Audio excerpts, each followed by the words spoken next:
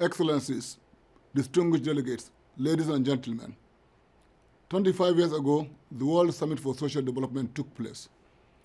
World leaders adopted the Copenhagen Declaration of Social Development and its program of action, and a new consensus was reached. The Copenhagen Declaration is the most comprehensive action plan for the achievement of social development. It is about eradicating poverty, promoting decent work for all, and fostering social inclusion. It's about the right of people living a decent life in freedom and dignity, free from poverty and despair.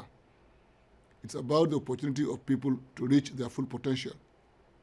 It is about achieving a peaceful and vibrant society for all, stable and safe, respectful of diversity, and encouraging participation of all, including the hitherto disadvantaged and marginalized. Excellencies, as of today, we have made significant progress in reducing poverty, fostering social inclusion, and improving quality education, to name a few. However, progress has been uneven and much remains to be done. Extreme poverty remains a major concern in Africa, the least developed countries, and small island developing states. Inequality remains a fundamental barrier to human development. 2/3 of the world's population live in countries where the rate of inequality continues to rise. Lack of opportunity and exclusion of women, youth, and other vulnerable groups persist in too many countries.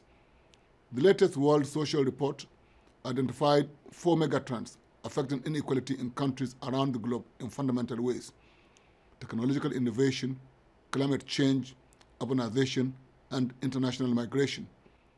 These megatrends could widen inequalities. However, if managed correctly, they can become opportunities for an accelerated achievement of the Sustainable Development Goals.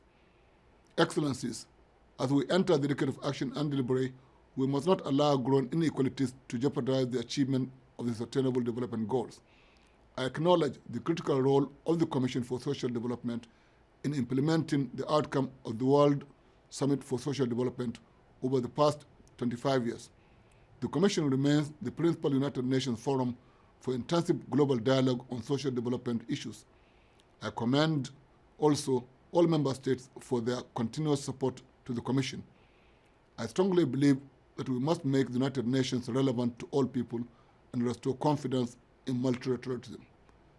We know that collective action is necessary for the implementation of the 2030 Agenda for Sustainable Development. Only together can we find solutions to poverty, inequalities, and climate change, the defining challenges of our time. I thank you.